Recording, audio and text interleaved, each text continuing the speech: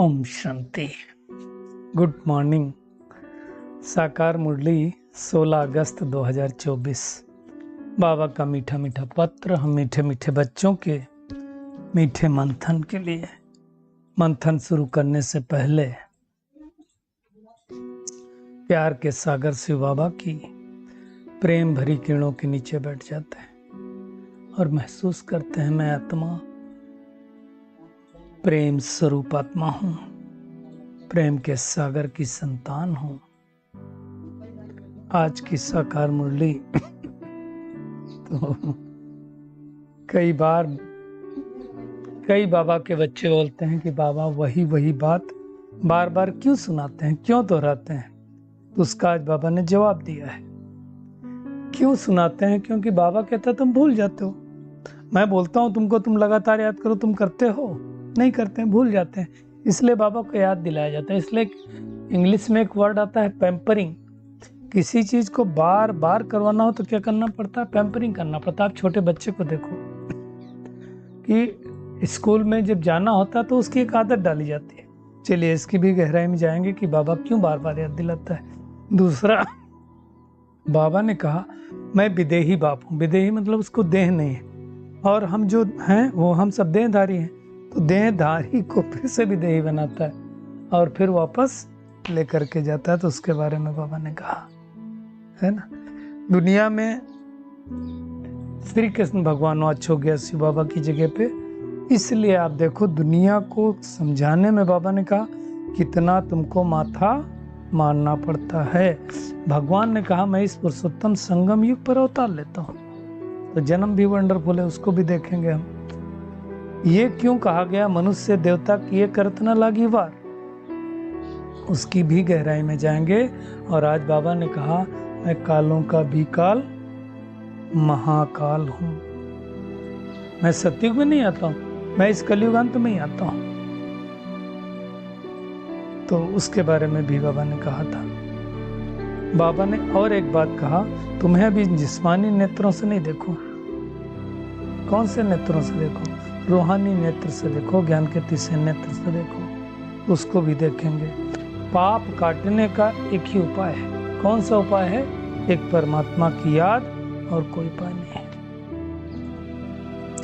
बाबा ने कहा मैं हाथ 5000 वर्ष बाद आता हूँ तुमको सतो प्रधान बनाने के लिए। क्या करना पड़ेगा? आत्मा समझ के बाबा को याद करना, और तो कुछ करना नहीं है ना।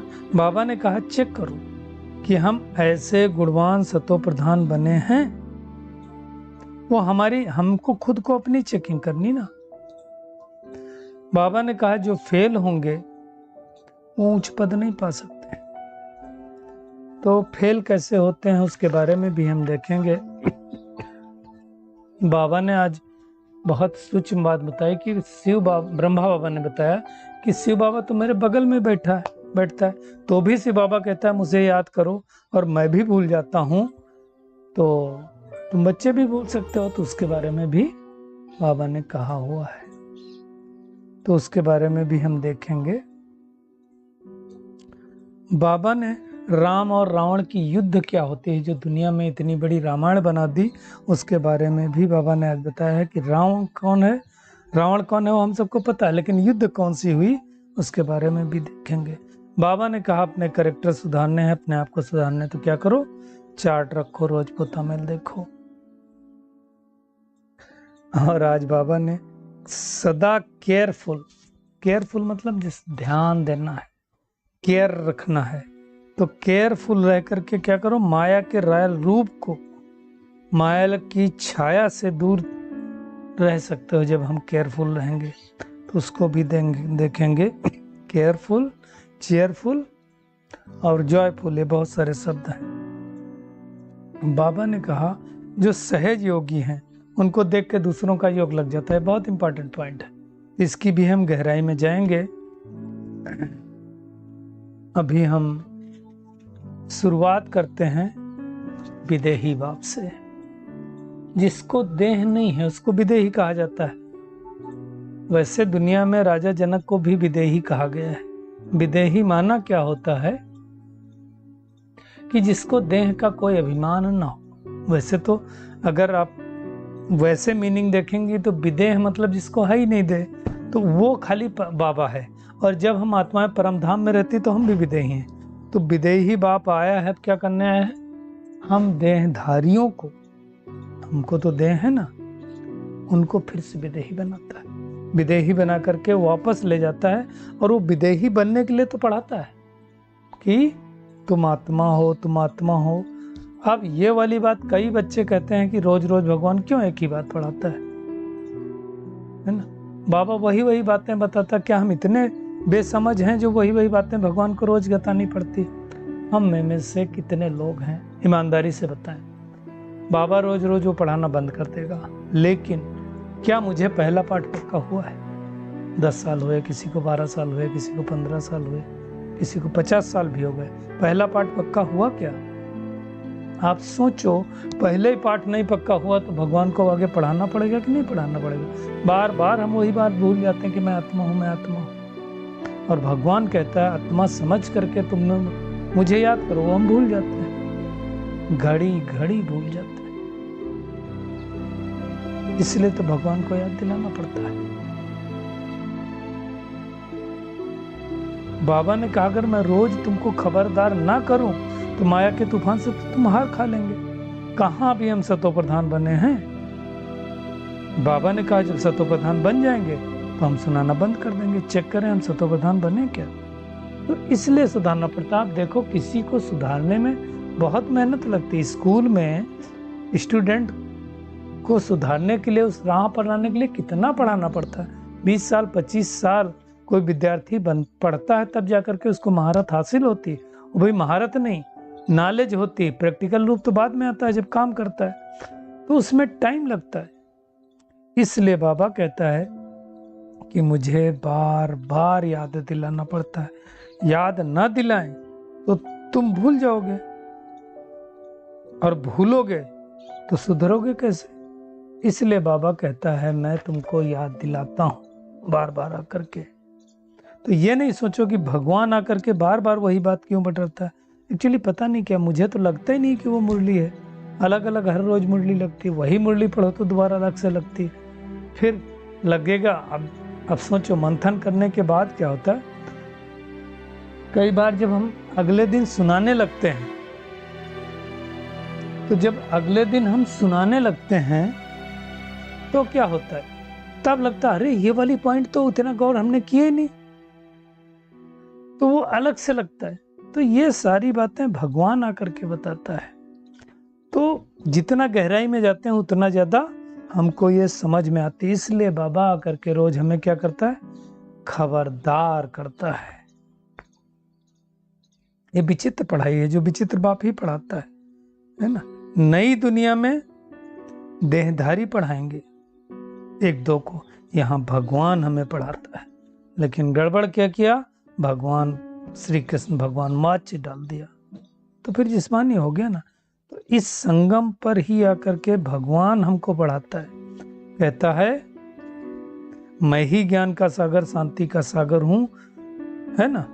ये बात तुमको समझाने के लिए, विदेही बाप है ना, दिखाई नहीं देता ना, तुमको कितना माथा मारना पड़ता है। दुनिया में देखो कितना लोगों को समझाओ, लेकिन जल्दी कहाँ समझते हैं। कह देंगे दिखाई तो देता नहीं भगवान, कैसे मान ले हमें भगवान है ना। क्योंकि कई लोग कहते हैं निराकार का मतलब उसका कोई नाम रूप देश काल कुछ नहीं है। भगवान कहता ऐसा नहीं है ना। मेरा नाम भी है, रूप भी है, देश भी है, काल भी है। नाम शिव बाबा, रूप ज्योति स्वरूप, काल पुरुषोत्तम संगम युग रहने वाला परम धाम का है। तो सब कुछ है। वही ज्ञान का सागर, आनंद का सागर, प्रेम का सागर, वही बताता है। बाबा कहता मैं कभी न देवता बनता हूं न मनुष्य बनता हो, तो तुम बनते हो। देवताएं तो शरीर लेते हैं ना, भगवान तो शरीर लेता नहीं, तो सदैव शरीर ही है। तो बाबा कहता है इस पुरुषोत्तम संगम युग पे ही मैं अवतरित होता हूँ, बाकी किसी युग में नहीं आता है। और आकर के हम बच्चों को ये बड़े से बड़ा इम्तहान पास कराता है। हर 5000 वर्ष बाद बाबा कहता है मैं तुम्हारी सर्विस में आता हूँ, तुमको पढ़ाने आता हूँ। ना पढ़ाऊं तो तुम्हें कौन पावन बनाए। इसलिए परमात्मा को क्या कहा जाता है, अकाल मूर्त, सत बाबा, सत टीचर सतगुरु। इसलिए सिख लोग क्या कहते हैं, अकाल मूर्त है वो। तो वही गुरु नानक जी ने कहा, मनुष्य देवता किए करत न लागी, और देर नहीं लगती। देर क्यों नहीं लगती, मतलब दैवी गुण धारण करने में पूरे हमें टाइम लगता है, लेकिन अगर निश्चय हुआ कि वही परमात्मा आकर के मुझे पढ़ा रहा है, इसमें देर नहीं लगेगी। वही सर्व की सदगति करने वाला है। तो बाबा ने कहा पक्का निश्चय होना चाहिए कि वह करके हमें क्या से क्या पढ़ाता है। और क्या कहता है, मन मना भव, अर्थात मन ही मन मुझे याद करो, आत्मा समझो, तब सतो प्रधान बनेंगे। और कोई तरीका है तो बताओ। बाबा ने कहा मैं कोई पावन दुनिया में नहीं आता हूँ। क्यों? पावन दुनिया में जरूरत नहीं, वहां तो काल भी नहीं आता है। बाबा कहता मैं तो कालों का काल महाकाल हूँ, तो मैं वहां क्यों आऊंगा। मैं यहाँ इसलिए आता हूँ, महाकाल इसलिए कहा जाता है बाबा को कि वो सब आत्माओं को एक साथ लेकर के जाने वाला है। बाबा पूछता है तैयार हैं खुशी से चलने के लिए? क्या कहेंगे? हाँ बाबा तैयार हैं। अगर तैयार हैं तो बाबा कहता है पुरानी दुनिया को भूल जाओ। माया भुला देती है ना बाबा को।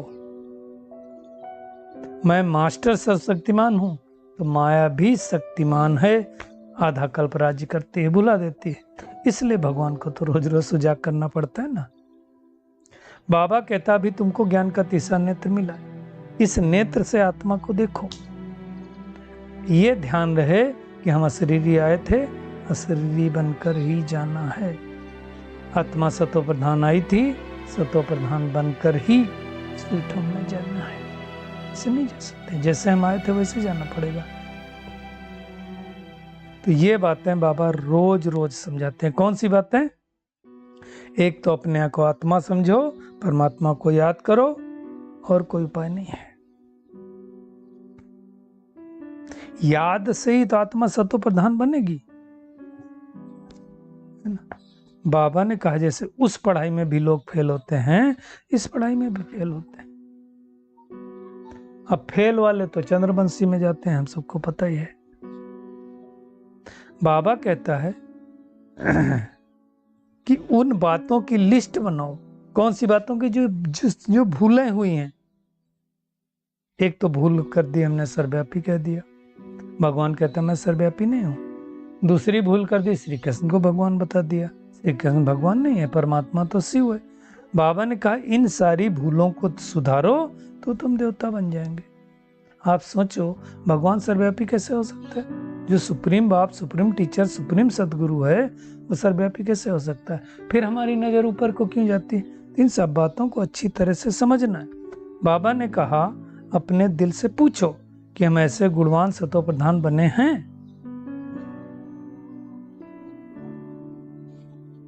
बाबा ने आज ये भी कहा कर्मातीत अवस्था को तो हम लास्ट में ही प्राप्त करेंगे।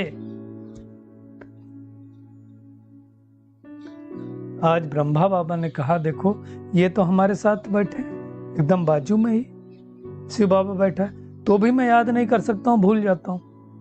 मेरे साथ बाबा है फिर भी मुझे याद करना पड़ता है। जैसे हम करते हैं वैसे ब्रह्मा बाबा को भी याद करना पड़ता है। तो माया क्या करती है? सबके साथ आती है ना। तो ऐसे बाबा को हमें बड़े प्यार से याद करना है। सोचो मंजिल बहुत ऊंची है, इसलिए मेहनत करनी है। कौन सी मेहनत करनी? अपने कैरेक्टर को सुधारने की। देवी देवताओं के तो कैरेक्टर सुधरे हुए होते हैं, हमारे बिगड़े थे ना तो सुधारने। और कैरेक्टर कोई और सुधार नहीं सकता है, भगवान ही सुधार सकता है, जिसको शिव बाबा कहते हैं। परंतु कई आत्माएं रावण के बस होती हैं, तो क्या कर सकते हैं? जैसे अबलाओं को दिखाया ना, परवश हैं। बाबा ने कहा तुम हो ईश्वर राम के बस, और वो कौन है? रावण के बस। फिर दुनिया में दिखाते हैं राम और रावण का युद्ध हुआ। अब रावण कौन है? 5 विकार, काम, क्रोध, लोभ, मोह, अहंकार, ईर्ष्या, द्वेष, नफरत, आलस और बेलापन, ये 5 विकार, 5 बच्चे उसके। तो रावण कहाँ है? 5 विकार हमारे अंदर। दैवी संस्कार कहाँ है? हमारे अंदर। तो दोनों का युद्ध कहाँ होगा? युद्ध कहाँ होगा? हमारे अंदर। तो बाकी वो स्थूल युद्ध की बात नहीं। इसलिए वहां आप दिखाते हैं, देखो राम ने एक बाण डाला, रावण ने एक बाण डाला, और सामने से दिखाते हैं दोनों बाण टकराए, फिर राम के बाण से रावण का बाण विलिप्त हो गया। ये संकल्पों की और बातों की है बात कि एक तरफ से आप संकल्प भेजेंगे, दूसरी तरफ से दूसरी माया रावण संकल्प भेजेगी। अगर मेरा संकल्प पावरफुल है तो निगेटिविटी हमारे पास आ नहीं सकती, इसका ये मतलब है। इसलिए बाबा रोज रोज समझाता है, अपने को सुधारते जाओ। रोज रात को पोता मेल देखो, सारे दिन में कोई आसुरी चलन तो नहीं चली, चेक करो। हर एक आत्मा को अपना अपना पार्ट मिला हुआ है। आते हैं आज के वरदान पे। बाबा ने कहा सदा केयरफुल रहे, माया के रायल रूप की छाया से सेफ रहने वाले माया प्रूव हो। केयरफुल मतलब ध्यान देने वाली बात। जो केयरफुल होते ना उनसे गड़बड़ नहीं होती। जैसे मान लो आप बिल्कुल सफेद कपड़े पहन कर जाओ तो क्या केयरफुल रहना पड़ेगा ना कि कहीं दाग न लग जाए, है ना। केयरफुल जो रहेंगे वही चेयरफुल रहेंगे। तो चेक करें मैं कितना केयरफुल हूं, कितना चेयरफुल हूं। क्योंकि वर्तमान में माया को रियल अगर हम समझ लेंगे ना तो राइट को रॉन्ग समझेंगे और रॉन्ग को राइट समझेंगे। तो बाबा ने कहा महसूसता की शक्ति क्या करती है? कौन सी महसूसता की शक्ति? माया की महसूसता की शक्ति रॉन्ग को राइट अनुभव करा देती है। फिर क्या लगेगा? हमसे ज्यादा कोई सही नहीं, मैं जो बोल रहा हूं वही सही है, बाकी भाई बहनें सब गलत है। और जब ये लगने लगे मैं ही सही हूं बाकी सब गलत हैं, तो समझ लेना माया का प्रभाव हो रहा है। जैसे दुनिया में दिखाते हैं कोई जादू मंत्र करते तो बर्बस हो जाते हैं, ऐसे रॉयल माया को रियल समझने, गलत चीज को सही समझने नहीं देती। इसलिए कल बाबा ने कहा था अगर आपका नॉलेजफुल बन क्या करो, लाइट माइट द्वारा क्या करना था? गलत को सही कैसे करेंगे? जब वो पावर होगी हमारे पास। तो बाबा इन बातों को समझा करके हमें श्रेष्ठ बनाना चाहता है। रॉन्ग को राइट में हम तभी बदल पाएंगे, तभी समझ पाएंगे। तो आज भी बाबा कहता है वो रॉन्ग को राइट अनुभव करा देती है। तो इसलिए बाबा का अटेंशन दिला करके अंडरलाइन करा रहा है, ऐसे केयरफुल रहो कि माया की छाया से हम बचे रहें और माया प्रूफ बन जाएं। इसके लिए क्या करना पड़ेगा? मन बुद्धि को बाबा की छत्र छाया के सहारे में लाना पड़ेगा। स्लोगन है जो सहज योगी हैं उनको देखकर दूसरों का योग अपने आप लग जाता है। देखो जो बहुत रॉयल आत्माएं होती हैं, जिनका योग बहुत अच्छा होता है, उनके पास पड़ोस, उनके ओरा में जब हम जाते हैं तो उनका योग अपने आप लग जाता है। तो आज का होमवर्क क्या है? विशेष रूप से बाबा ने कहा एक तो क्या करना है? विनाशी शरीरों से प्यार नहीं करना है, अविनाशी बाप से प्यार करके अविनाशी बनना है। क्योंकि बाबा क्या करता है? विदेही बनाने के लिए आया हुआ है ना। आत्मा समझ के बाबा को याद करके अपने विकर्म नष्ट करना है। ज्ञान के तीसरे नेत्र से जिस्म को नहीं आत्मा को ही देखना है। अपने कैरेक्टर दैवी बनाना है और अपने दिल से रोज रोज पूछना है, चेक करना है, रोज पोता मेल देना है कि हम कहाँ तक गुणवान बने हैं। और सदा केयरफुल रह करके माया की रायल रूप की छाया से दूर रह के माया प्रूफ बनना है। इतने सहयोगी बन जाना है कि हमको देख करके दूसरों का योग ऑटोमेटिकली लग जाए। और उसके लिए क्या करना पड़ेगा? अपने आभा मंडल को बढ़ाते जाना है। तो बार बार अपने समानों का अभ्यास करना है, अपनी शक्तियों का अभ्यास करना है। सहज योगी मतलब मेहनत ना करनी पड़े योग में, आप जैसे बैठे तुरंत योग लग जाए। अच्छा, शुक्रिया मीठे प्यारे बाप दादा, शुक्रिया आप सभी का इस मीठे मंथन के लिए। अच्छा, ओम शांति।